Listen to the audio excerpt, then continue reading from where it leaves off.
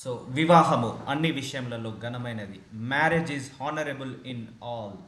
So దేవుడిచ్చే ఆశీర్వాదంలో మనం గృహం కొనుక్కోవడం దేవుడిచ్చే ఆశీర్వాదం, కారు కొనుక్కోవడం దేవుడిచ్చే ఆశీర్వాదం, ఉద్యోగము దేవుడిచ్చే ఆశీర్వాదము, బిజినెస్ దేవుడిచ్చే ఆశీర్వాదము, ఆరోగ్యము దేవుడిచ్చే ఆశీర్వాదము, పిల్లలు దేవుడిచ్చే ఆశీర్వాదము, మ్యారేజ్ వివాహం చేసుకోవడం దేవుడిచ్చే ఆశీర్వాదము. సో దేవుడిచ్చే ఆశీర్వాదాలన్నిటిలలో వివాహము అన్ని విషయములలో ఘనమైనదట. ఇది బైబిల్ సెలవిస్తుంది, నా మాట కాదు. సో బైబిల్ ప్రకారము వివాహము అన్ని విషయములలో ఘనమైనది. So it's a most honourable insight of God. దేవుడి దృష్టికి వివాహం అనేది చాలా గొప్పది, ఘనమైనది. కానీ ఇప్పుడు మనుషులకు అది చాలా చీప్ అయిపోయింది. సో వివాహము ఎలా వచ్చింది భూలోకానికి, వివాహము ఎవరిని చేసుకోవాలి, ఎలా చేసుకోవాలి, ఏది నిజమైన వివాహము, దేవుడి చిత్తానుసారమే వివాహం ఏంటిది, వివాహమైన తర్వాత ఆ డైవర్స్ తీసుకోవడం దేవుడి చిత్తమా కాదా, తీసుకుంటే ఎలాంటి సమయాలలో తీసుకోవాలి, ఏ పరిస్థితులలో తీసుకోవాలి, ఇవన్నిటి గురించి కూడా దేవుడు మాట్లాడబోతున్నాడు. So marriages are made in heaven. Marriages అన్ని స్వర్గంలో నియమించబడతాయి అంటారు. కానీ ఇక్కడ భూలోకంలో మ్యారేజ్ చేసుకున్న తర్వాత అది స్వర్గం కావాలా నరకం కావాలా అది మన చేతిలోనే ఉంది. స్వర్గం చేసుకోవాలా నరకం చేసుకోవాలా అది మన చేతిలోనే ఉంది అని దేవుడు చెప్తాడు. సో అందుకే వివాహము అన్ని విషయంలో ఘనమైనది. సో అందుకే దేవుడి దృష్టికి వివాహము చాలా ఘనమైనది. సో కానీ ఇప్పుడున్న జనరేషన్లో వివాహం చేసుకున్న తర్వాత 3 monthsకే డైవర్స్ కావడం, 3 monthsకే గొడవలు కొట్లాటలు స్టార్ట్ కావడం, 3 days నుంచే కావడము, లేకపోతే వివాహం చేసుకున్న తర్వాత ఎందుకు వివాహం చేసుకున్నామా అని తలపట్టుకొని ఉండడము. సో ఎందుకు ఇవన్నీ గొడవలు జరుగుతున్నాయి, ఎందుకు ఈ కొట్లాటలు జరుగుతున్నాయి, సో ఎందుకు ఈ ప్రపంచం మొత్తము డిస్ట్రాయ్ అవుతుంది. ఈ మ్యారేజ్ లైఫ్ అనేది ఇప్పుడు ఎలా అయిపోయిందంటే ఒక భయంకరమైన సిచ్యువేషన్ లాగా అయిపోయింది. సో గత నెల రోజుల నుంచి దేవుడు ఈ అంశం గురించి ప్రీచ్ చేయమని నన్ను చాలా చాలా ప్రేరేపిస్తున్నాడు. దేవుడు ఈ అంశం గురించి ప్రీచ్ చేయి వరల్డ్కి. ఇప్పుడు నేను ఏ వాక్యం బోధించినా కూడా అది ప్రపంచాన్ని దృష్టిలో పెట్టుకొని బోధిస్తాను. ఓన్లీ ఒక మన 15 మందిని మాత్రమే కాదు, ప్రపంచానికి పోయేంతగా దేవుడు ప్రీచ్ చేపిస్తున్నాడు. సో కాబట్టి ఈ వాక్యము అనేక మందికి స్ప్రెడ్ కావాలి. మీ కుటుంబాలలో కూడా ఇంకా ఎవరికైనా ఈ వాక్యం ఎవరైతే వింటున్నారో మీ కుటుంబాలలో ఏదైనా మ్యారేజ్ లైఫ్లో డిస్ట్రాయ్ అయినా, లేకపోతే ఫెయిల్యూర్స్ ఉన్న, రిజెక్షన్స్ ఉన్న, మ్యారేజ్ లైఫ్ వల్ల గొడవలు కొట్లాటలున్న ఈ వాక్యాన్ని ముహమాటం లేకుండా మీరు షేర్ చేయండి. ఎందుకంటే దేవుడు ఈ వాక్యం ద్వారా మాట్లాడబోతున్నాడు ప్రపంచానికి. ఎందుకంటే దేవుడి చిత్తము ఏంటిది మ్యారేజ్ విషయంలో, ఒక భార్య భర్తలు పెళ్లి చేసుకోవడం, ఒక స్త్రీ పురుషుడు పెళ్లి చేసుకోవడం వల్ల దేవుడి చిత్తం ఏంటిది, దేవుడు ఎందుకు ఆ రూల్ని తీసుకొచ్చాడు, ఆ కండిషన్స్ ఏంటిది, భార్యకి ఎంత ఇంపార్టెన్స్ ఇవ్వాలి, భర్తకి ఎలా ఇంపార్టెన్స్ ఇవ్వాలి, భార్య భర్తలు ఎలా కలిసి ఉండాలి, ఇవన్నీ కూడా దేవుడు ఈ వాక్యాల ద్వారా మాట్లాడబోతున్నాడు. ఇది కూడా చాలా పెద్ద సర్మని. సో ఇక్కడ టైటిల్లోనే చెప్తుంది, ఇప్పుడు మనకు దేవుడు ఎన్నో ఆశీర్వాదాలు ఇస్తున్నాడు, అలాగే పిల్లలు, అలాగే ఈ వివాహము కూడా దేవుడిచ్చే ఆశీర్వాదము. సో వీటన్నిటిలో మోస్ట్ హానరబుల్ అంటే most important insight of God it's a marriage life. So దాన్ని మనము మన చేతులారా మనం నాశనం చేసుకోవద్దు ఎప్పుడైనా కూడా. సో చాలామంది కూడా తెలుసు బిఫోర్ మ్యారేజ్ ఆఫ్టర్ మ్యారేజ్ అని. ప్రతి మనిషికి కూడా క్రీస్తు పూర్వము క్రీస్తు శకము లాగా మనిషికి కూడా ప్రతి మనిషికి 2 ఘట్టాలు ఉంటాయి. పెళ్ళికి ముందు పెళ్ళికి తర్వాత ఈ 2 ఘట్టాలు ఉంటాయి. చాలామందికి పెళ్ళికి ముందు లైఫ్ బాగుంటుంది, పెళ్ళైన తర్వాత చాలామంది లైఫ్లు నాశనం అవుతున్నాయి, డిస్ట్రాయ్ అవుతున్నాయి. సో తలనొప్పి అవుతుంది మ్యారేజ్ అంటేనే. సో అలాంటిది మనకు దేవుడు మాట్లాడబోతున్నాడు. గత 1 month నుంచి దేవుడు నాకు ఈ వాక్యాలు బోధించమని, మ్యారేజ్ లైఫ్ గురించి, ఇల్లీగల్ రిలేషన్స్ గురించి, లేకపోతే వివాహ సంబంధం గురించి బోధించమని దేవుడు ప్రేరేపిస్తున్నాడు. సో అలాగే నా కలలో కూడా చాలామంది కూడా గొడవలు పడుతున్నట్టు, సో ఆ సౌండ్స్ వినపడడం, నిద్రలో కూడా దేవుడు బయలుపరుస్తున్నాడు. ఇవి సీరియస్గా అవుతుంది అంటే ఎక్కువ మటుకు ఆగిపోవడానికి, అంటే ఈ మ్యారేజ్ లైఫ్ డిస్ట్రాయ్స్ అవుతున్నాయి. అది దేవుడి చిత్తము కాదు, అది అపవాది చిత్తము. ఒక భార్య భర్తలు కొట్టుకొని విడిపోవడం అది అపవాది చిత్తము, దేవుడి చిత్తము కాదు. ఒక భార్య భర్తలు శాంతి సమాధానం లేకుండా గొడవలు కొట్లాటలు పెట్టుకొని వాళ్ళు విడిపోవడము దేవుడి చిత్తము కాదు. ఒక భార్య భర్తలు కలిసి కుటుంబాన్ని కట్టుకోవడం దేవుడి చిత్తము, కుటుంబాన్ని ముందడికి నడిపించడము దేవుడి చిత్తము. సో ఇవన్నీ కూడా దేవుడి చిత్తానికంటే వ్యతిరేకంగా వెళ్తున్నాయి. సో మ్యారేజెస్ కూడా ఈ రోజులలో ఎలా ఉన్నాయి, before marriage living relation, fancy word ఇప్పుడు వరల్డ్లో వస్తుంది. ఈవెన్ చాలా గవర్నమెంట్స్ కూడా అప్రూవ్ చేశాయి. ఏది legal relations or before marriage living relations, సహజీవనము పెళ్లికి ముందు, అది కూడా దేవుడి చిత్తము కానే కాదు. బట్ చాలా గవర్నమెంట్స్ కూడా అప్రూవ్ చేశాయి, చాలా కంట్రీస్ కూడా అప్రూవ్ చేశాయి. అండ్ ఇప్పుడు ఇంకొకటి, వివాహము అంటే ఒక స్త్రీ ఒక పురుషుడు పెళ్లి చేసుకోవాలి. కానీ ఇప్పుడు ఏం జరుగుతుంది, స్త్రీ స్త్రీ పెళ్లి చేసుకుంటున్నారు, పురుషుడు పురుషుడు పెళ్లి చేసుకుంటున్నారు. అది నిజమైన వివాహము కాదు, అది దేవుడి చిత్తానమైన వివాహము కాదు. వివాహ సంబంధం ద్వారా ఈ భూలోకము జనరేట్ కావాలి, అంటే నూతన తరము పుట్టబడాలి. సో అది దేవుడి యొక్క చిత్తము. ఒక స్త్రీ పురుషుడు పెళ్లి చేసుకున్నప్పుడు మాత్రమే నూతన జనరేషన్స్ భూలోకంలోకి వస్తాయి. అదే ఒక పురుషుడు పురుషుడు పెళ్లి చేసుకోవడం, స్త్రీ స్త్రీ పెళ్లి చేసుకోవడం వల్ల నూతన జనరేషన్స్ రావు. ఇప్పుడు కొన్ని దేశాలలో ఈవెన్ యానిమల్స్ని కూడా పెళ్లి చేసుకుంటున్నారు. సో ఇదంతా కూడా దేవుడి చిత్తము కాదు.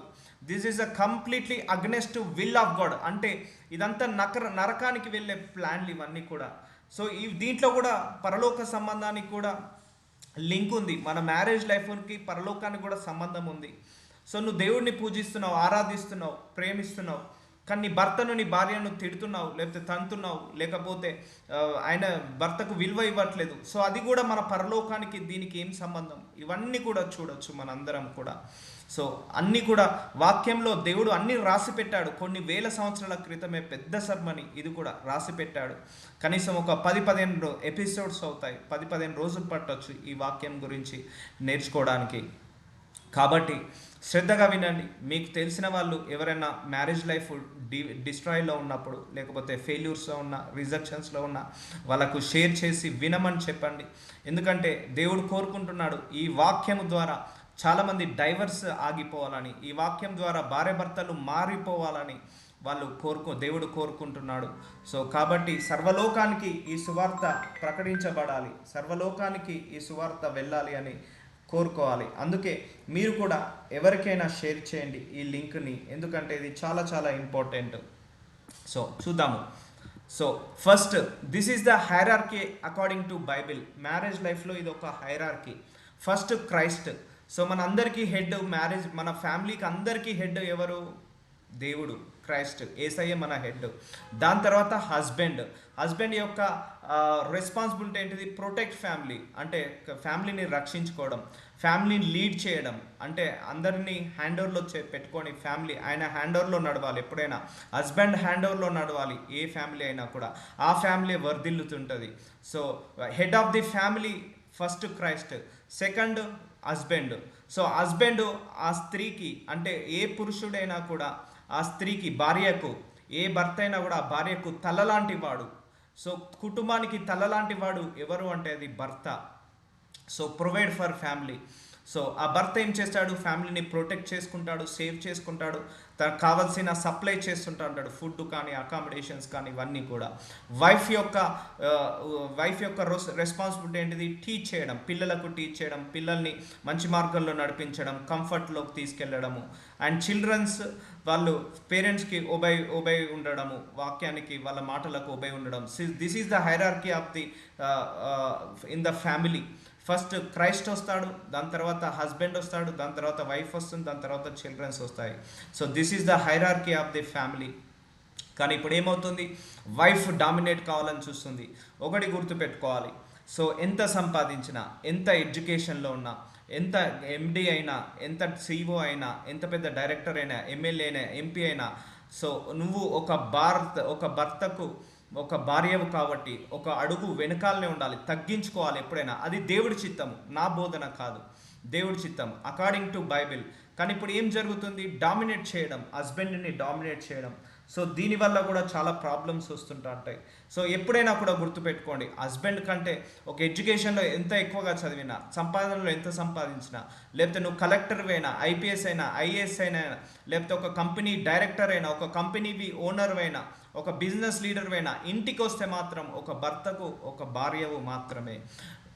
అంటే ఇంట్లో నీకు ఉండాల్సిన మర్యాద నీకుంటుంది, భర్తకి ఇవ్వాల్సిన మర్యాద నువ్వు భర్తకి ఇవ్వాలి. కానీ చాలామంది ఏం జరుగుతుందంటే, నేను చూసిన జనరేషన్స్ నుంచి, చాలా గత సంవత్సరాల నుంచి, ఒక భార్య ఏం చేస్తుంది, తల్లి ఏం చేస్తుందంటే పిల్లల్ని వాళ్ళను గ్రిప్లో పెట్టుకొని ఫాదర్కి అగ్నెస్ట్గా మాట్లాడిపియడం చేస్తుంటా అంటారు. ఒకటే గుర్తుపెట్టుకోండి, భార్య భర్తల మధ్య ఎన్ని సమస్యలు ఉన్నా అది భార్య భర్తల మధ్యలోనే ఉండాలి, కానీ పిల్లల ముందు డిస్కస్ చేయకూడదు. ఎందుకంటే చాలామంది కూడా తల్లికి సపోర్ట్ రావాలని పిల్లల్ని గ్రిప్లో పెట్టుకొని ఆ పిల్లల ద్వారా తండ్రిని కొట్టించిన పేరెంట్స్ ఉన్నారు, తండ్రిని తిట్టించిన పేరెంట్స్ ఉన్నారు, ఆడవాళ్ళు ఉన్నారు. సో అది according to Bible it's a wrong. So ఎందుకు అంటే head of the families husband, తనకు అందరూ మర్యాద ఇవ్వాల్సిందే, వైఫ్ అయినా చిల్డ్రన్ అయినా. సో వైఫ్ భర్త మీదని తిట్టడము, లేకపోతే భర్తను ఎలా పడితే ఎలా మాట్లాడడం, లేకపోతే భర్తకి ఇవ్వాల్సిన మర్యాద ఇవ్వకపోవడం, లేకపోతే భర్తను బూతులు తిట్టడం, భర్తను ఎగబడి కొట్టడము, తిట్టడము, ఇవన్నీ కూడా చేయదు. ఇది according to Bible it's a wrong. అలాంటి వాళ్ళు నిత్య జీవానికి వారసం పొందుకోలేరు, నిత్య జీవానికి వారసత్వం పొందుకోలేరు. సో నువ్వు చర్చికి వెళ్తున్నావు, దేవుణ్ణి ప్రేమిస్తున్నావు, కానీ నీ భర్త గురించి 10 మంది దగ్గర చెడుగా మాట్లాడుతున్నావు. నువ్వు దేవుడికి వెళ్తున్నావు, నువ్వు దేవుణ్ణి ప్రేమిస్తున్నావు, నీ భార్యను తిడుతున్నావు, కొడుతున్నావు. సో ఇలాంటి వాళ్ళు కూడా పరలోకానికి వెళ్ళరు. సో ఇవన్నీ నరకానికి వెళ్ళే ప్లాన్స్. ఇవన్నీ కూడా అపవాది డిస్టర్బెన్సెస్ క్రియేట్ చేస్తున్నాడు, భార్య భర్తల మధ్య డిస్టర్బెన్సెస్. అందుకే అపవాదికి చోటు ఇవ్వకూడదు అంటున్నాడు. అందుకే భార్య భర్తల మధ్య కూడా ఎవరికి చోటు ఇవ్వకూడదు. ఎందుకంటే భార్య భర్త మధ్య ఎన్ని సమస్యలు ఉన్నా అది 4 గోడల మధ్యనే సాల్వ్ కావాలి. పిల్లల ముందు డిస్కస్ చేయకూడదు, పిల్లల మీద నెగిటివ్ ఇంపాక్ట్ కలిగేలాగా చేయకూడదు. ఇప్పుడు చాలామంది తల్లులు ఏం చేస్తారు, వాళ్ళ హస్బెండ్ గురించి మాట్లాడితే పిల్లలు వాళ్ళు ఎంకరేజ్ చేస్తుంటా అంటారు. అవును, కరెక్టే, మీ తండ్రిని తిట్టు, రాగానే తిట్టు, ఆఫీస్ నుంచి వచ్చేటప్పుడు. ఇప్పుడు ఒకవేళ మీ తండ్రి గురించి నువ్వు తప్పుగా మాట్లాడదాన్ని తల్లి చెప్పాలి, అక్కడ ఖండించాలి. ఒకవేళ తండ్రి దగ్గర తల్లి గురించి మాట్లాడారనుకోండి పిల్లలు, నీ తల్లి గురించి అలా మాట్లాడదు, తను నీ కన్న తల్లి, మేమేం చూసుకుంటాము అని చెప్పాలి. సో ఇవన్నీ కూడా వాక్యంలో రాయబడ్డాయి, ఇవన్నీ నా సొంత బోధనలు కావు, వాక్యం నుంచి తీయబడ్డ వాక్యాలు ఇవన్నీ కూడా. So head of the family Jesus Christ, second husband, ఫిజికల్గా అయితే husband, and wife and children. This is the hierarchy of the family. So give respect to your spouse, husband అయినా వైఫ్ అయినా respect, because marriages are made in heaven. ఈ దేవుడు నిర్ణయించిన పెళ్ళిలు, అది ఏ కులమైనా, ఏ మతం వాళ్ళైనా కూడా, ఏ భాష వాళ్ళైనా కూడా, ఒకసారి వివాహము జరిగిందంటే దట్స్ ఇట్, అదే ఫైనల్గా. ఎందుకంటే దేవుడు ఒక్కడే, మనందరికీ తండ్రి ఒక్కడే, వివాహం కూడా ఒక్కసారే, ఒక్కరితోటే జరగాలి, అది దేవుడి చిత్తము అది. సో దేవుడి చిత్తానికి వ్యతిరేకంగా నడిచే ఏది జరిగినా కూడా అది నరకానికి వెళ్ళాల్సి ఉంటుంది. చూద్దాము. So this is the body after Christ. ఇప్పుడు భర్త అయినా దేవుడి పిల్లలే, అండ్ భార్య అయినా దేవుడి పిల్లలే, స్త్రీ అయినా దేవుడి నుంచి వచ్చిందే, పురుషుడైనా దేవుడి నుంచి వచ్చిందే. సో నువ్వు నీ భార్యకు నువ్వు రెస్పెక్ట్ ఇవ్వట్లేదు, సో నువ్వు ఇండైరెక్ట్గా అయినా డైరెక్ట్గా అయినా నువ్వు దేవుడిని నువ్వు కించపరుస్తున్నట్టు. నీ భర్తకు నువ్వు రెస్పెక్ట్ ఇవ్వట్లేదు, డైరెక్ట్గా అయినా ఇండైరెక్ట్గా అయినా కూడా మనము దేవుడిని రెస్పెక్ట్ ఇవ్వట్లేదు అన్నట్టు, దేవుడు డిసిషన్కి రెస్పెక్ట్ ఇవ్వట్లేదు అన్నట్టు. సో దేవుడు ఏం చేస్తున్నాడు, మనందరినీ పరిశుద్ధపరిచి, సో మనందరినీ ఏం చేస్తున్నాడు, ఒక పెళ్లి కుమార్తెలాగా తయారు చేసుకుంటున్నాడు. ఇప్పుడు మన భర్త అయినా భార్య అయినా కూడా దేవుడి దృష్టికి మనందరం కూడా వధువు లాంటి వాళ్ళము. రెండో రాకడ సమయం వచ్చిందనుకోండి, మనందరం వధువు లాంటి వాళ్ళమే. ఇప్పుడు మీ భర్తకైనా కూడా దేవుడు ఒక్కడే, తండ్రి ఒక్కడే. సో నీ భార్యకైనా కూడా దేవుడు ఒక్కడే, తండ్రి ఒక్కడే. సో నువ్వు నీ తండ్రి కుమారుణ్ణి తిడుతున్నావు, నీ తండ్రి కుమార్తెను తిడుతున్నావు, నీ తండ్రి కుమారుణ్ణి బానిసలాగా చూస్తున్నావు, నీ తండ్రి కుమార్తెను నువ్వు బానిసలాగా చూస్తున్నావు. అర్థమవుతుందా? మనందరము దేవుడి నుంచి వచ్చిన వాళ్ళమే. ఈవెన్ ఆడైనా మొగైనా దేవుడి నుంచి వచ్చిన వాళ్ళమే, భార్య అయినా భర్త అయినా దేవుడి నుంచి వచ్చిన వాళ్ళమే. సో మనందరం ఏమి సైన్స్ సృష్టించలేదు, దేవుడు సృష్టించాడు మనందరినీ కూడా. సో దేవుడి యొక్క చిత్తం ఏంటిది, ఇప్పుడు భార్య భర్తలు అన్యోన్యంగా ఉండి వాళ్ళు ఒక కుటుంబాన్ని కట్టుకొని మన తదనంతరం రెండో రాకడ సమయం వరకు మనందరం కూడా పవిత్రంగా ఉండి, ఈవెన్ భార్య అయిన భర్త అయినా పవిత్రంగా పరిశుద్ధంగా ఉండి మనందరినీ ఒక వధువులాగా చేసుకొని ఆయన పెళ్లి కోసం మనందరినీ కూడా సిద్ధపరుస్తున్నాడు. అది యొక్క దేవుడి యొక్క చిత్తము. అంతేకాని భర్తను నువ్వు కించపరిచి మాట్లాడినా దేవుణ్ణి కించపరిచి మాట్లాడినట్టే, నువ్వు భార్యను బానిసలాగా చూసినా అది దేవుడి యొక్క నిర్ణయాన్ని నువ్వు తప్పు పట్టినట్టు. అందుకే marriages are made in heaven అంటారు, అంటే పరలోకంలోనే మ్యారేజెస్ని సృష్టించబడ్డాయి, నిర్ణయించబడ్డాయి. కానీ భూలోకంలో మ్యారేజెస్ అన్నీ అవిశ్రాంతితో ఉన్నాయి, అన్ని డిస్టర్బెన్సెస్లో ఉన్నాయి. అవును, మ్యారేజ్ లైఫ్లో చాలా డిస్టర్బెన్సెస్ ఉంటాయి, బట్ నెవర్ క్విట్ ఛాలెంజెస్. చాలా ఛాలెంజెస్ ఉంటాయి మ్యారేజెస్లో, కానీ ఛాలెంజెస్ని క్విట్ చేయొద్దు ఎప్పుడైనా కూడా. ఓవర్కమ్ కావాలి. అది ఎలా అంటే జ్ఞానం అడగాలి దేవుణ్ణి. నీ చిత్తానుసారంగా నేను వివాహం జరిగించాలి, నీ చిత్తానుసారంగా నా కుటుంబాన్ని కట్టుకోగలగాలి అని ప్రార్థించుకోవాలి. సో మ్యారేజ్ విషయాలన్నీ కూడా భార్యాభర్తల మధ్య ఉండే ఒక అన్యోన్యమైన సంహాసము. ఇప్పుడు ఒక భర్త 100 కోట్లు సంపాదిస్తున్నాడు కానీ భార్యను సరిగా చూసుకోవట్లేదు, అది వ్యర్థమే. ఒక భార్య బాగా ఎడ్యుకేటెడ్ తను సంపాదిస్తుంది కానీ భర్తతో గయాలితనంతో ఉన్నది, అది వ్యర్థమే. నీకు ఎన్ని కోట్ల ఆస్తి ఉండి కూడా ఒక గయాలి భార్య దొరికిందనుకోండి, అది వ్యర్థము, జీవితమే వ్యర్థము. అది సుఖం ఉండదు, తిన్నా సుఖం ఉండదు, త్రాగిన సుఖం ఉండదు, సంపాదించిన సుఖం ఉండదు.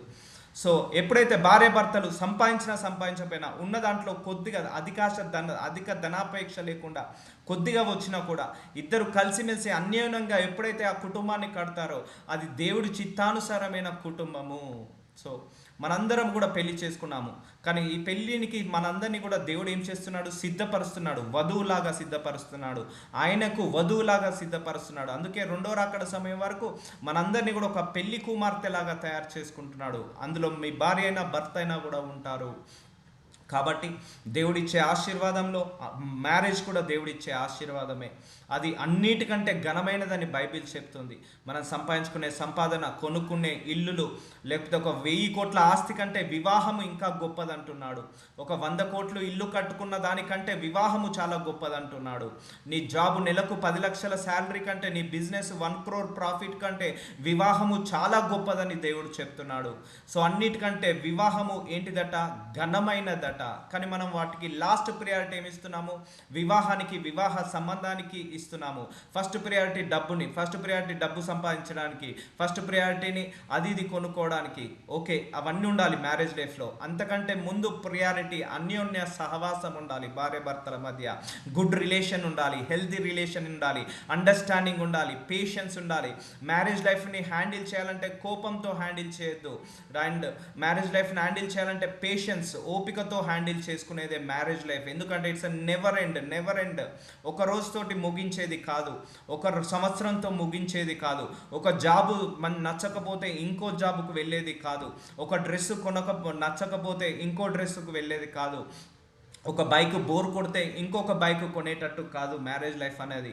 ఒక్కసారి కమిట్ అయినంటే స్టిల్ అవర్ లాస్ట్ బ్రీత్ వరకు అది కలిసిమెలిసి ఉండడమే మ్యారేజ్ జీవితం యొక్క దేవుడి ఉద్దేశం, దేవుడి యొక్క చిత్తం అది. సో భార్య భర్తలు గొడవలు పెట్టుకుంటున్నారు, కొట్లాటలు పెట్టుకుంటున్నారు, దానివల్ల దేవుడు ఆశీర్వదించలేడు ఆ కుటుంబాన్ని. అలా ఉండి నువ్వు మందిరానికి వెళ్తున్నావు, బైబిల్ చదువుకుంటున్నావు, కానీ భర్తతో భార్యతో గొడవ పెట్టుకుంటున్నావు, అలాంటి వాళ్ళు కూడా నరకానికే వెళ్తారు కానీ పరలోకానికి రాలేరు అని అంటున్నాడు దేవుడు.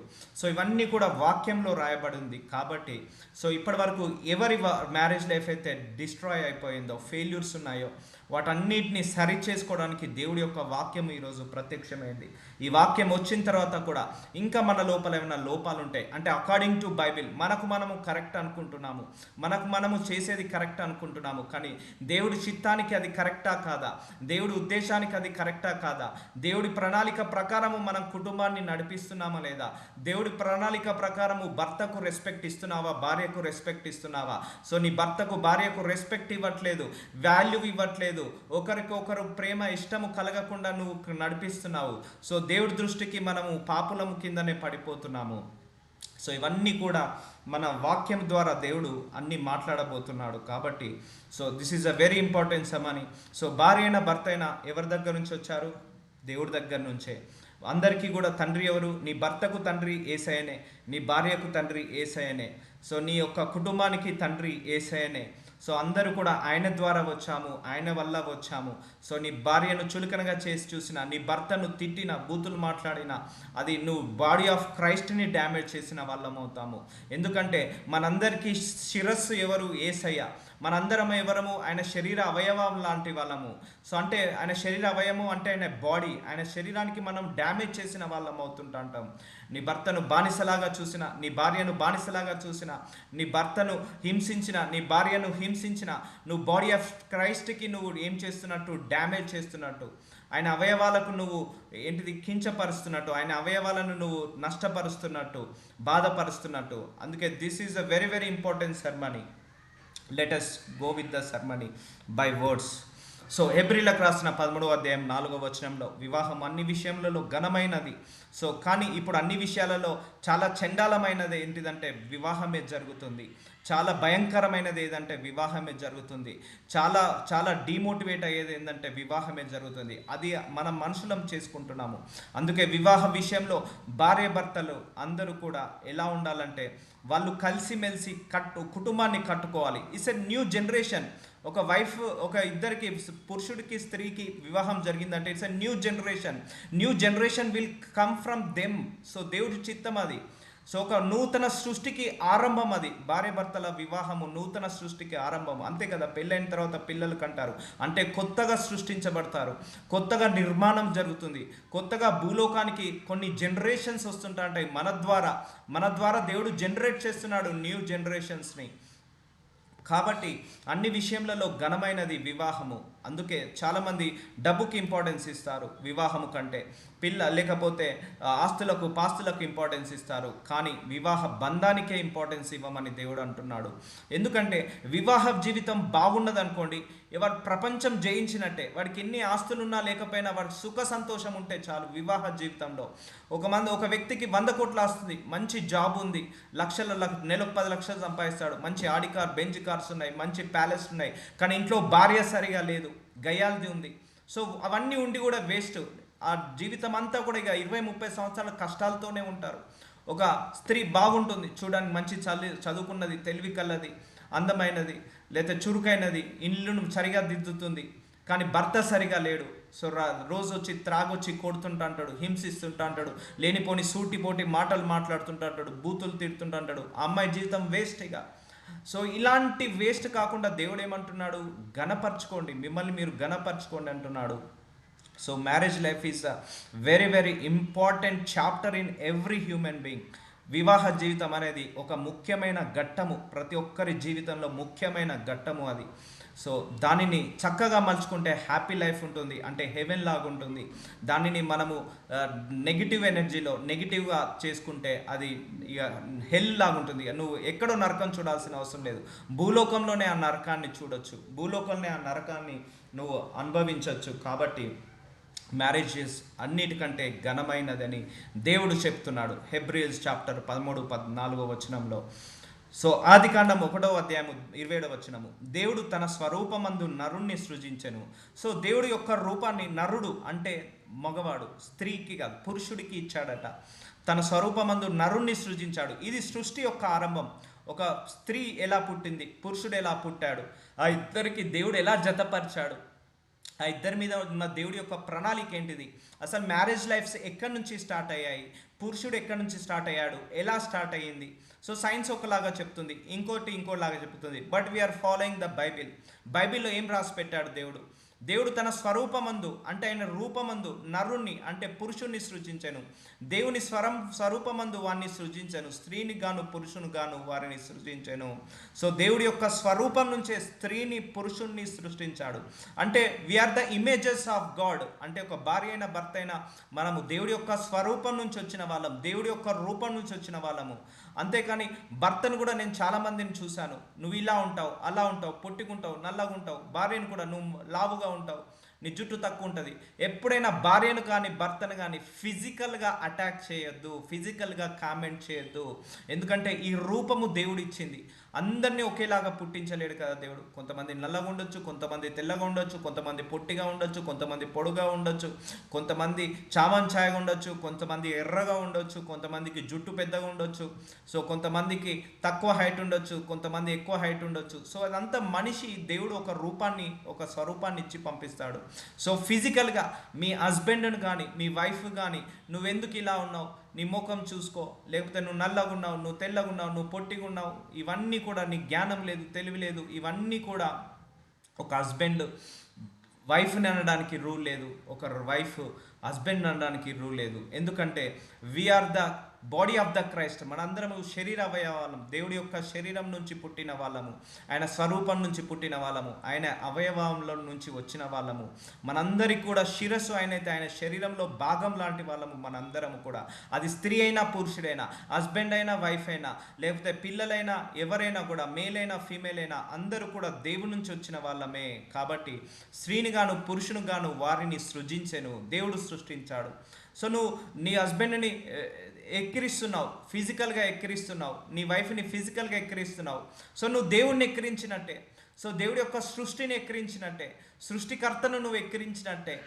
సో కాబట్టి నువ్వు ఎప్పుడు కూడా ఫిజికల్గా ఎవరిని కూడా అటాక్ చేయకు, ఫిజికల్గా ఎవరిని కూడా కామెంట్ చేయకు. నల్లగా ఉన్నవని, తెల్లగా ఉన్నవని, హైట్ ఉన్నవని, స్లో ఉన్నవని, లేకపోతే బాగా మాట్లాడట్లేదని, జ్ఞానము లేదని అలా ఎప్పుడు ఎక్కిరించొద్దు. సో దేవుడు అందరిని ఒకేలాగా సృష్టించాడు. అందరికీ మానవ స్వరూపమే వచ్చింది, కానీ కొంతమందికి ఫేస్లో ఒకలాగా, ఇంకో మందికి ఒకరిలాగా ఉంటుంది. సో ప్రతి ఒక్కరం కూడా దేవుడి దగ్గర నుంచి వచ్చిన వాళ్ళమే. మనందరికీ కూడా తండ్రి ఆయనే, భార్యకైనా తండ్రి ఆయనే, భర్తకైనా తండ్రి ఆయనే. నీ భార్యతో గొడవపడే నీ భార్యను తిడుతున్నావు, సో నీ తండ్రి ఎవరు? ఆ భార్య యొక్క తండ్రి ఎవరు? యేసయ్య. నీ భర్తను తిడుతున్నావు, నీ భర్త యొక్క తండ్రి ఎవరు? యేసయ్య. సో నువ్వు డైరెక్ట్గా ఎవరి పిల్లల్ని తిడుతున్నావు? నీ భార్యను తిట్టినా, నీ భర్తను తిట్టినా యేసయ్య పిల్లలను, దేవుడి పిల్లలను నువ్వు తిడుతున్నావు. ఆయన ఓర్చుకుంటాడా? ఓర్చుకోడు కదా. ఇప్పుడు మనకే ఉన్నారు, నలుగురు పిల్లలు ఉన్నారు. నలుగురు పిల్లలు ఒకరికొకరు తిట్టుకున్నా, లేకపోతే ఒకరికొకరు కరుచుకున్నా, ఒకరి మీద ఒకరు పడ్డా కూడా మనము మందలిస్తాము. సో అలాగే దేవుడు కూడా అలాగే మందలిస్తాడు. సో అందుకే never insult your husband, never insult your wife. నీ యొక్క వైఫ్ని కావచ్చు, నీ యొక్క భర్తను, భార్య కావచ్చు, భర్త కావచ్చు, ఎవరు కూడా ఇన్సల్ట్ చేసుకోవద్దు. సో మనందరం కూడా దేవుడి నుంచి పుట్టిన వాళ్ళమే, దేవుడి ద్వారానే వచ్చాము, దేవుడి వల్ల వచ్చాము. కాబట్టి give importance to your wife, give importance to your spouse, give importance to your life partner, give importance to your husband. నీ యొక్క హస్బెండ్ అయినా, నీ భార్య అయినా, నీ స్పౌస్ కావచ్చు, లైఫ్ పార్ట్నర్ ఏదైనా అనుకోండి. సో ఇంపార్టెన్స్ ఇవ్వండి. ఎందుకంటే if you are giving importance to your husband, so you're directly giving importance to God only. ఎందుకంటే ఒక మనిషిని దేవుడు తయారు చేసినప్పుడు స్త్రీని ఒక దగ్గర తయారు చేస్తాడు, పురుషుని ఒక దగ్గర తయారు చేస్తాడు. సో ఇద్దరిని జతపరిచేది, సమయం వచ్చినప్పుడు జతపరిచేది దేవుడే. ఒక సమయం వచ్చినప్పుడు ఇద్దరిని ఏకం చేస్తాడు. అందుకే ఒక దేశంలో ఉన్న భర్త ఇంకో దేశంలో ఉన్న భార్యకు పరిచయం అయి పెళ్లి చేసుకుంటారు, లేకపోతే ఒక రాష్ట్రంలో ఉన్న భర్త ఇంకో రాష్ట్రంలో ఉన్న భర్త పెళ్లి చేసుకుంటారు. ఇప్పుడు చూడండి, పెళ్ళిళ్ళు కూడా ఎలా అవుతాయి? అన్నోన్ పర్సన్ నుంచి ఎవరో ద్వారా సమాచారం వచ్చి, మనకు ఎవరో తెలియదు, వాళ్ళ ముక్కు తెలియదు, వాళ్ళ మూతి తెలియదు, కానీ టైంకి వచ్చినప్పుడు పెళ్ళి సెట్ అయిపోతుంది. ఆ మాట ముచ్చట జరిగి పెళ్ళి నిశ్చయించబడుతుంది. ఎందుకంటే దేవుడు ఆల్రెడీ ఒక పురుషుణ్ణి క్రియేట్ చేసే ముందు స్త్రీని కూడా క్రియేట్ చేస్తాడు, స్త్రీని క్రియేట్ చేసే ముందు పురుషుణ్ణి క్రియేట్ చేస్తాడు దేవుడు. సో చేసి ఒక టైం వచ్చినప్పుడు ఇద్దరిని జతపరుస్తాడు దేవుడు.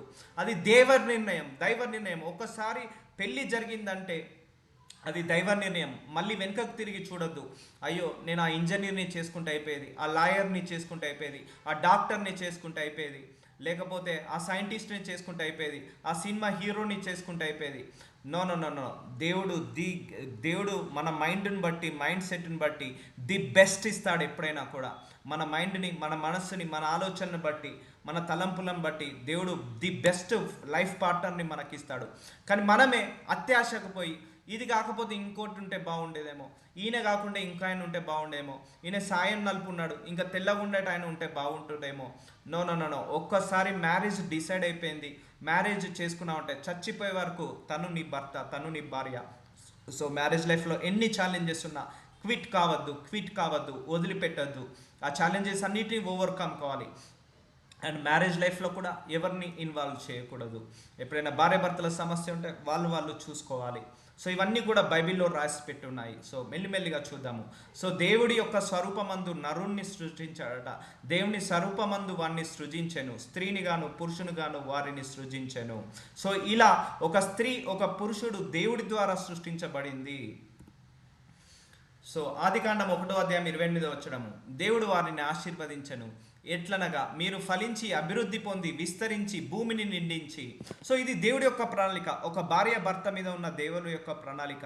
వివాహం జరగానే ఏమవుతుంది, ప్రెగ్నెన్సీ అయిపోగానే పిల్లలు వస్తుంటా అంటారు. అంటే న్యూ జనరేషన్స్ స్టార్ట్ అవుతుంటాయి.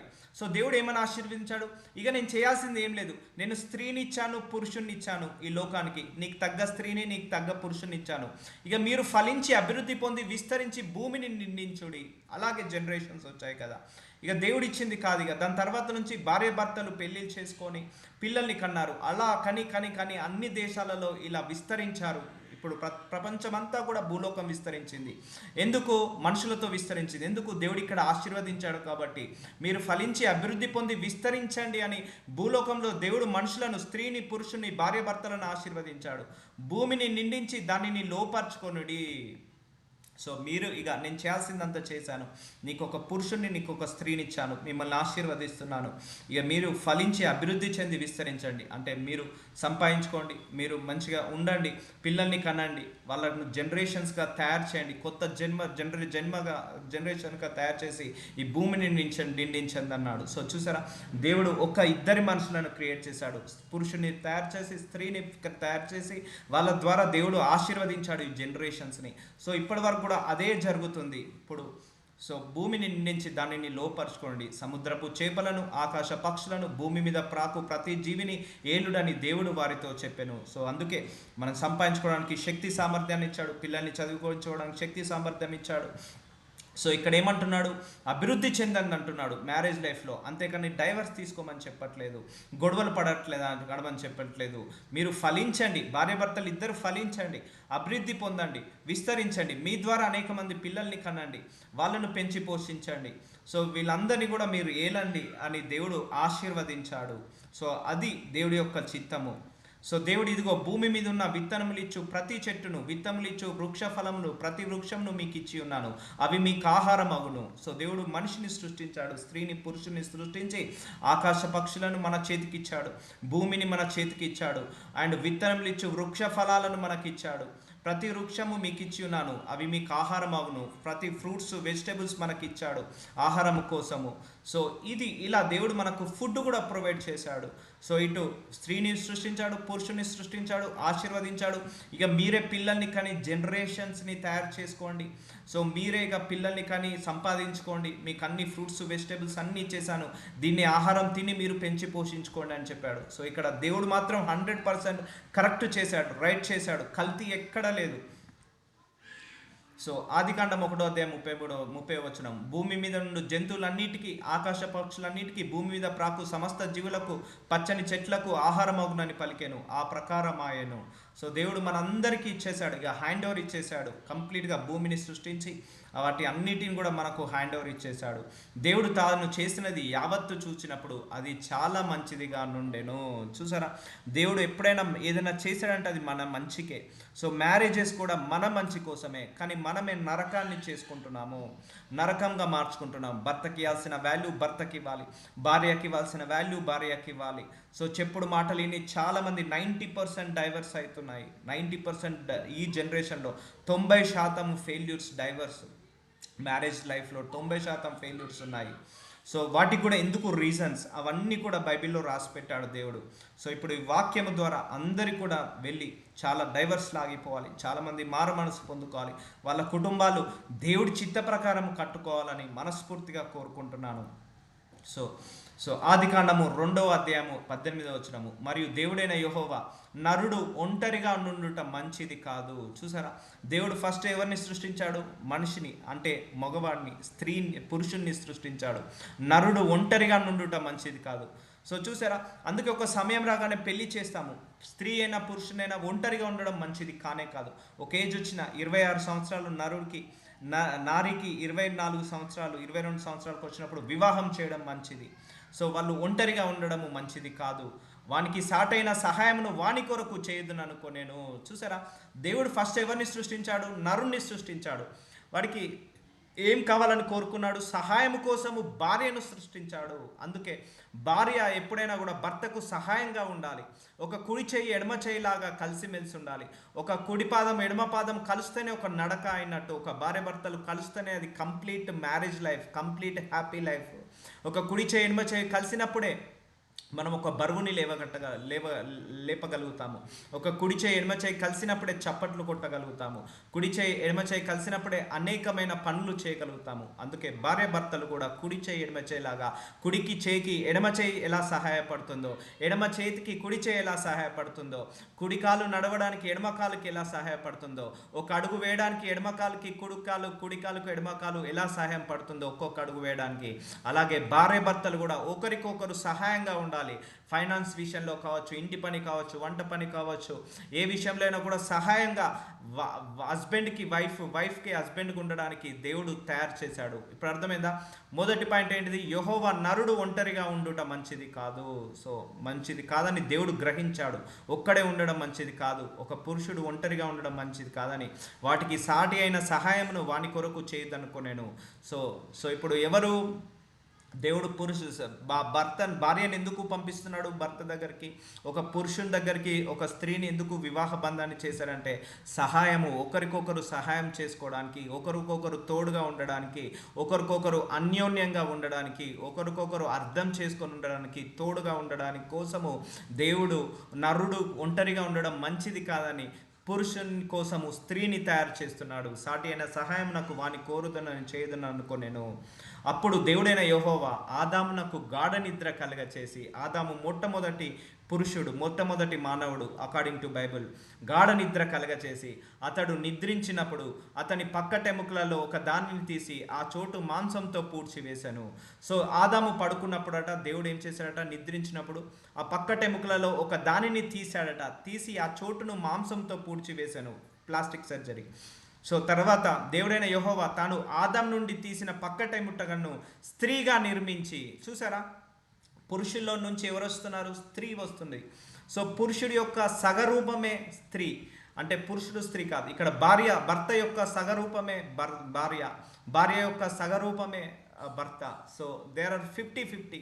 సో పక్కటెముకను స్త్రీగా నిర్మించి ఆమెను ఆదాము నొద్దకు తీసుకొని వచ్చాను. సో ఇప్పుడు స్త్రీ ఎక్కడి నుంచి సృష్టించబడింది? పురుషుని నుంచి సృష్టించబడింది. అందుకే ఫస్ట్ ఒక స్త్రీ సృష్టించబడింది అంటే గుర్తుపెట్టుకోండి, తనకంటే ముందుగానే దేవుడు ఒక పురుషుణ్ణి తయారు చేశాడు. ఎక్కడో ఒక దగ్గర ప్రపంచంలో ఈరోజు ఒక ఆడపిల్ల జన్మించింది అనుకోండి, ఒక సంవత్సరం క్రితమో, 2 సంవత్సరాల క్రితమో, 3 సంవత్సరాల క్రితమో, 4 సంవత్సరాల క్రితమో ఆ స్త్రీకి తగ్గట్టుగా పురుషుడు ఆల్రెడీ భూలోకానికి తీసుకొచ్చాడు. అందుకే వివాహంలో ఫస్ట్ పురుషుడు పెద్దగా ఉంటాడా, స్త్రీ పెద్దగా ఉంటుందా? పురుషుడే పెద్దగా ఉంటాడు. కానీ ఇప్పుడు కొంతమంది వివాహాలలో స్త్రీ పెద్దగా ఉన్న అమ్మాయి, 3 సంవత్సరాలు 4 సంవత్సరాల అమ్మాయి పెద్దగా ఉన్న అబ్బాయి చిన్నగున్నా కూడా చేసేస్తున్నారు. That is the wrong. Again it's a wrong. అది కూడా రాంగే. సో ఫస్ట్ ఆదాం పుట్టిన తర్వాత హవ్వ వచ్చిందా? హవ్వ వచ్చిన తర్వాత ఆదాం పుట్టాడా? కాదు. ఫస్ట్ ఆదాం పుట్టాడు అంటే పురుషుడు పుట్టాడు. దాని తర్వాత కొన్ని రోజుల తర్వాతనో, కొన్ని సంవత్సరాల తర్వాతనో హవ్వ పుట్టింది. అది ఎక్కడి నుంచి పుట్టాడు? పురుషుడి నుంచి పుట్టింది. పురుషుడి నుంచి స్త్రీని తీయబడడం జరిగింది. సో అందుకే పక్కటెముకను స్త్రీని నిర్మించి ఆమెను ఆదాము నొద్దకు తీసుకొచ్చాను. ఎవరి పక్కటెముక? ఆదాము ఎవరు? పురుషుడు యొక్క పక్కటెముక నుంచి స్త్రీని నిర్మించాడు దేవుడు. కాబట్టి అప్పుడు ఆదాము ఇట్లనను, నా ఎముకలలో ఒక ఎముక, నా మాంసంలో ఒక మాంసము. చూసారా, భార్య యొక్క ఇంపార్టెన్స్ అది. సో అంటే భర్తకు జీవితంలో భర్త భార్యకు భర్త అలా తోడై ఉండాలి. సో ఎముకలలో ఒక ఎముక. సో నా మాంసంలో మాంసము, ఇది నరులో నుండి తీయబడేను గనుక నారి అనబడేను. సో ఇప్పుడు అర్థమవుతుందా మ్యారేజెస్ ఎలా స్టార్ట్ అయ్యాయి, పురుషుడు ఎలా వచ్చాడు, స్త్రీ ఎలా వచ్చింది అకార్డింగ్ టు బైబిల్. సో ఇలా సృష్టించబడింది సృష్టి. సో ఇప్పుడు స్త్రీ ఎవరు? పురుషుడి యొక్క సగరూపము. అంటే భార్య ఎవరు? పురుషుల యొక్క సగభాగము. భర్త ఎవరు? పురుషుల్లో నుంచి తీయబడింది భార్య. కాబట్టి ఈ జనరేషన్లో కూడా అలాంటి రిలేషన్ కలిగి ఉండాలి ఎప్పుడైనా కూడా. సో కాబట్టి ఇవన్నీ కూడా మనము నేర్చుకున్నప్పుడు, బైబిల్ ప్రకారం చూసినప్పుడు కొన్ని ఆలోచిస్తే, ఫస్ట్ వివాహం చేసుకునేటప్పుడు అబ్బాయి పెద్దగా ఉండాలి, అమ్మాయి చిన్నగా ఉండాలి. అండ్ రెండోది, ఈరోజు ఒక ఆడపిల్ల పుట్టింది అంటే దానికంటే ముందే దేవుడు ఎక్కడో ఒక దగ్గర ఒక అబ్బాయిని సృష్టించి పెట్టాడు. ఒక అబ్బాయి సృష్టించబడ్డాడు అంటే దాని తర్వాత కొన్ని రోజులకు కొన్ని సంవత్సరాలకు ఆ అబ్బాయికి తగినట్టుగా ఒక అమ్మాయిని సృష్టిస్తాడు దేవుడు. సో ఇద్దరిని ఎక్కడ సృష్టించినా కూడా ఒక సమయాన్ని తీసుకొచ్చి ఇద్దరిని ఏకం చేస్తాడు. సో ఏ మతమైనా ఏ కులమైనా ఒకసారి మ్యారేజ్ అయిందంటే దట్ ఈస్ ద ఫైనల్గా అది according to will of God, అంతే కాదు. అది ఎన్ని కష్టాలున్నా ఎన్ని బాధలున్నా కూడా ఎన్ని ఉన్నా కూడా సరిదిద్దుకొని ఒకరినొకరు సరి చేసుకొని ఒకరినొకరు అర్థం చేసుకొని ఒకరికొకరు ఓపికతో ఉండి ఆ కుటుంబాన్ని కట్టుకుంటూ ముందడికి వెళ్ళాలి. కానీ అది డిస్ట్రాయ్ చేసుకోకూడదు. మ్యారేజ్ లైఫ్లో ఎన్నో ఛాలెంజెస్ ఉన్నా కూడా ఎన్నో ఫెయిల్యూర్స్ ఉన్నా కూడా ఓవర్కమ్ కావాలి, కానీ క్విట్ కాకూడదు. అందుకే ఆదాం ఏమన్నాడట, నా ఎముకలలో ఒక ఎముక, నా మాంసంలో ఒక మాంసము, ఇది నరులో నుండి తీయబడేను గనుక నారి అనబడును. కాబట్టి పురుషుడు తన తండ్రిని తన తల్లిని విడిచి తన భార్యను హత్తుకొనును, వారు ఏక శరీరమై ఉందరు. ఇప్పుడు భార్య భర్తలు ఏమవుతారట, ఏక శరీరము, ఏక మనస్సు, ఏక ఆలోచన. ఇప్పుడు అర్థమవుతుందా? ఇప్పుడు వైఫ్ అండ్ హస్బెండ్కి ఎలా ఉండాలి? హస్బెండ్ మైండ్ సెట్ ఎలా ఉంటుందో వైఫ్ మైండ్ సెట్ అలా ఉండాలి, వైఫ్ మైండ్ సెట్ ఎలా ఉంటుందో హస్బెండ్ మైండ్ సెట్ అలా ఉండాలి. ఇద్దరిది ఏక మైండ్ ఉండాలి, ఒకటే మైండ్ సెట్ ఉండాలి. కానీ ఇప్పుడు అలా ఉంటుందా? హస్బెండ్ పాజిటివ్ ఉంటే వైఫ్ నెగిటివ్, వైఫ్ పాజిటివ్ ఉంటే హస్బెండ్ నెగిటివ్, హస్బెండ్ ఎస్ అంటే వైఫ్ నో, హస్బెండ్ నో అంటే వైఫ్ ఎస్. సో ఇలా ఆపోజిట్ ఉంటుంది. కానీ ఏ వైఫ్కైనా ఏ హస్బెండ్ అయినా కూడా ఎలా ఉండాలి? ఏక మనస్సు అయి ఉండాలి, ఏక ఆత్మ, ఏక మనస్సు, ఏక శరీరము, ఏక ఆలోచన అయి ఉండాలి. అందుకే ఒకసారి మ్యారేజ్ అయిన తర్వాత సపరేట్ దెమ్. ఒకసారి మ్యారేజ్ అయిందంటే స్త్రీ పురుషుని సపరేట్గా ఉంచాలి. అది కూడా బైబిల్లో ఉంది. మ్యారేజ్ అయిన తర్వాత ఒక 1 year వరకు వాళ్ళను సపరేట్గా ఉంచండి. వాళ్ళను హింస పెట్టద్దు, వాళ్ళను మీద ఎలాంటి ప్రెషర్లు పెట్టద్దు, వాళ్ళ మీద ఎలాంటి ఫోర్స్ పెట్టద్దు అని బైబిల్లో కూడా రాసి పెట్టుంది. అందుకే కానీ పురుషుడు తన తండ్రిని తన తల్లిని విడిచి తన భార్యను హత్తుకొనును, వారు ఏక శరీరమై ఉందరు. ఒకసారి మ్యారేజ్ అయిందంటే that is the complete again new family. It's a beginning life, it's a new beginning life. Marriage అనేది ఏంటిది? కొత్త చాప్టర్ అది. సో అందుకే ఏ మనిషికైనా పెళ్ళికి ముందు పెళ్ళికి తర్వాత అని మనం ప్రస్తావిస్తాం మనిషి విషయంలో అయితే. సో పెళ్ళికి ముందు మన లైఫ్ ఎలా ఉంది, పెళ్ళి తర్వాత లైఫ్ ఎలా ఉంది.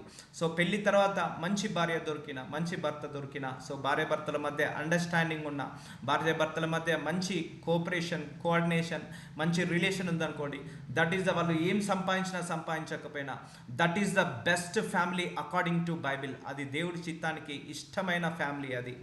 సో భర్త 100 కోట్లు సంపాదించాడు కానీ తాగొచ్చి ఇంటికి వచ్చి భార్యను హింసిస్తున్నాడు. లేకపోతే భార్య చదువుకున్నది, భర్త కష్టపడి ఇంటికి వచ్చాడు కానీ భార్య రాగానే బూతులు తిడుతుంది, మనశ్శాంతి లేదు, వండి పెట్టడం లేదు, భర్తను హింసిస్తుంది. నువ్వు ఇంకా డబ్బులు సంపాదించట్లేదు, లేకపోతే నన్ను ఎందుకు పెళ్లి చేసుకున్నావు, నువ్వు నన్ను సుఖపెట్టడానికి కాదా, లేకపోతే డబ్బులు సంపాదించట్లేదు, నాకు నగలు కొనియట్లేదు, అలా హింసిస్తుంది, వేధిస్తుంది, గయ్యాలితనం చేస్తుంది.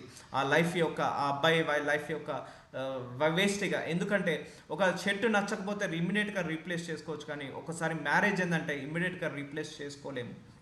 ఇది అకార్డింగ్ టు బైబిల్ దేవుడి చిత్తం ఏంటిది? ఒక స్త్రీ ఒక పురుషుడు పెళ్లి చేసుకోవడం దేవుడి చిత్తము, కానీ ఒక పురుషుడు పెళ్లి చేసుకోవడం, ఒక స్త్రీ పెళ్లి చేసుకోవడం దేవుడి చిత్తము కానే కాదు. ఇప్పుడు చాలా గవర్నమెంట్స్ కూడా అవి అప్రూవ్ ఇచ్చాయి, but according to Bible it's a wrong. అలాంటి వాళ్ళు పరలోకానికి రాజ్యంలో వెళ్ళలేరు. ఒక స్త్రీ పెళ్లి చేసుకున్న, పురుషుడు పెళ్లి చేసుకున్న, అది according to Bible it's a completely wrong. కాబట్టి వాళ్ళు పరలోక రాజ్యాన్ని చూడలేరు. సో అకార్డింగ్ టు బైబిల్ ఏంటిది? పురుషుడి నుంచి స్త్రీ తీయబడింది కాబట్టి స్త్రీ పురుషుడికి లోబడి ఉండాలి. ఎందుకంటే కొన్ని నెలలు గ్యాప్ ఉంటుంది, కొన్ని సంవత్సరాల గ్యాప్ ఉంటుంది. ప్లస్ స్త్రీ యొక్క ఒక భార్య యొక్క ముఖ్య ఉద్దేశం ఏంటిది? భర్తకు సపోర్ట్గా దేవుడు తయారు చేశాడు, సహాయకురాలుగా తయారు చేశాడు, అన్ని విషయాల్లో సహాయకురాలుగా ఉండాలి. భర్త హెడ్ అయితే తనకు ఒక రైట్ హ్యాండ్ లాగా భార్య ఉండాలి. ఒక భర్త హెడ్ ఆఫ్ ది ఫ్యామిలీ అయితే భర్త అడుగుజాడల్లో నడవాలి. సో ఇవన్నీ కూడా దేవుడు బైబిల్లో రాసి పెట్టాడు. కాబట్టి ఇప్పుడు ఏక శరీరమై ఉందరు. ఇప్పుడు భార్య భర్తలు ఎలా ఉండాలట? ఏక శరీరమై ఉండాలట, ఏక మనస్సై ఉండాలట, ఏక ఆత్మై ఉండాలట. అందుకే ఇద్దరు ఆలోచనలు ఒకేలాగా ఉండాలి, సింకప్ అయిపోవాలి. పెళ్ళి కాగానే హస్బెండ్ పెరిగిన ఎన్విరాన్మెంట్ వేరు, వైఫ్ పెరిగిన ఎన్విరాన్మెంట్ వేరు. టైం తీసుకోవచ్చు. సో నేను తగ్గను అని హస్బెండ్ అనొద్దు, నేను తగ్గను అని వైఫ్ అనొద్దు. సో నీ యొక్క వైఫ్ యొక్క ఇష్టాలు, ఆమె ఆ ఇష్టాలు ఏంటిదో తెలుసుకొని ఆమె కోసం 50% నువ్వు తగ్గాలి. నీ హస్బెండ్ యొక్క ఇష్టాలు, నీ హస్బెండ్ యొక్క అభిప్రాయాలు తెలుసుకొని ఆయన కోసం నువ్వు 50% తగ్గాలి. ఇప్పుడు వైఫ్ 50%, హస్బెండ్ 50% ఈక్వల్ టు 100%. మనం ఏదైనా 100% అంటే కంపేర్ చేస్తాం కదా. సో లేదు నేను తగ్గను, నేను 100%, నేను పుట్టినప్పటి నుంచి ఎలా ఉన్నానో అలాగే ఉంటాను నేను అని హస్బెండ్ అని 100%. లేదు వైఫ్ కూడా నేను ఇలాగే పెరిగాను, నేను ఇలాగే ఉంటాను, ఆమె 100%. 100 + 100 200 మనం క్యాల్కులేట్ చేయగలుగుతామా? క్యాల్కులేట్ చేయము. నీ వైఫ్ యొక్క ఇష్టం ఏంటిది, నీ హస్బెండ్ యొక్క ఇష్టం ఏంటిది, నీ వైఫ్ యొక్క అభిప్రాయం ఏంటిది, నీ హస్బెండ్ యొక్క అభిప్రాయం ఏంటిది, ఎవరికి ఏది నచ్చుతుంది ఏది నచ్చదో, సగము హస్బెండ్ తగ్గాలి, సగము వైఫ్ తగ్గాలి. సో అప్పుడు 50% equal to 100%. That is the complete family life, that is the happy life. So అందుకే ఏక మనస్సు ఉండాలి. ఎప్పుడైనా భార్య భర్తలకు ఏముండాలి? ఏక మనస్సు ఉండాలి, ఏక ఆలోచన ఉండాలి, ఏక అభిప్రాయం ఉండాలి, ఇద్దరు అభిప్రాయాలు ఒకేలాగా ఉండాలి. సరే కొన్నిసార్లు డిస్టర్బెన్సెస్ వచ్చినా ఒకసారి ఒకరు ఒక మాట వినాలి, ఇంకోసారి ఇంకొకరు మాట వినాలి. లేకపోతే దాంట్లో ఛాలెంజెస్ ఏంటిది, ఈ ఛాలెంజెస్ ఎలా ఓవర్కమ్ కావాలి. సో భార్య భర్తలు ఎలా అంటే కలిసి కొత్త కుటుంబాన్ని నిర్మించుకోవడం, వాళ్ళే వాళ్ళే అండర్స్టాండింగ్లో వెళ్ళి ఒక కుటుంబాన్ని నిర్మించుకోవడం, ఒక ఒక ఒక దేవుడి రాజ్యానికి విస్తరణ కోసం మనము కట్టుబడము భార్యాభర్తల యొక్క ఉద్దేశము. సో అలాంటిది దేవుడు కోరుకుంటున్నాడు. So will continue tomorrow. నజరుడేనేసయ్య, అయ్యా గత 20 రోజులుగా మీరు ఇస్తున్న నాకు ఈ తలంపు, ఈ విషయంలో మీరు ప్రీచ్ చేయమన్న ఆ తలంపును మాకు ఇచ్చినందుకు వందనాలు తండ్రి. అయ్యా ఈ వాక్యము సర్వసృష్టికి వెళ్ళాలయ్యా. అయ్యా ప్రపంచవ్యాప్తంగా ఎక్కడెక్కడ తెలుగు వచ్చో, ఎక్కడెక్కడ తెలుగు వాళ్ళు ఉన్నారో, అది ఏ కులం వారైనా ఏ మతం వారైనా కూడా ఈ వాక్యాన్ని పంపించండి నాయన. అయ్యా మీరు ఏ కారణం చేతైతే ఈ వాక్యాన్ని బోధించమని చెప్పారో ఆ కారణాన్ని ఫుల్ఫిల్ చేయండి. ఈ వాక్యం విన్న తర్వాత అనేక మంది మారు మనస్సు పొందుకోవాలి. ఈ వాక్యం విన్న తర్వాత భర్త యొక్క ఇంపార్టెన్స్, భార్య యొక్క ఇంపార్టెన్స్ని తెలుసుకునే కృపను బిడ్డలందరికీ దయచేయండి తండ్రి. అలాగే తండ్రి ఈ వాక్యం విన్న తర్వాత డైవర్స్ అన్ని క్యాన్సల్ అవ్వాలి నాయన. ఈ వాక్యాలు విన్న తర్వాత ప్రతి ఒక్కరు వాళ్ళ కుటుంబాన్ని చాలా జాగ్రత్తగా చక్కగా మీకు చిత్తానుసారంగా కట్టబడాలి తండ్రి. ఈరోజు వాక్యం ద్వారా బోధించావు తండ్రి. పురుషుణ్ణి ఎలా తయారు చేసావో, స్త్రీని ఎలా తయారు చేసావో, వాళ్ళిద్దరిని ఎలా జతపరిచావో, అండ్ వాళ్ళిద్దరికి ఎలా రిలేషన్ ఇచ్చి వాళ్ళందరినీ ఆశీర్వదించావో మీరు వాక్యం ద్వారా మాట్లాడారు తండ్రి. This is the importance of the male and female and wife and husband relations గురించి గొప్పగా మాట్లాడావు పరిశుద్ధాత్మ దేవుడా. మీకే వందనాలు. సర్వలోకానికి సర్వ సృష్టికి ఈ సువార్త అందించబడును గాక. ఈ వాక్యం ద్వారా అనేక మంది డైవర్స్ క్యాన్సల్ అవును గాక. ఈ వాక్యం ద్వారా ప్రతి ఒక్కరి మ్యారేజ్లో ఉన్న mental tensions, family tensions, mental pressures అన్నీ యేసు నామంలో ఆగిపోను గాక అని ప్రవచిస్తున్నాను. జ్ఞానముతో తెలివితో కుటుంబాలను కట్టుకునే శక్తిని బిడ్డలకు దయచేయమని యేసు నామంలో ప్రార్థిస్తున్నాను.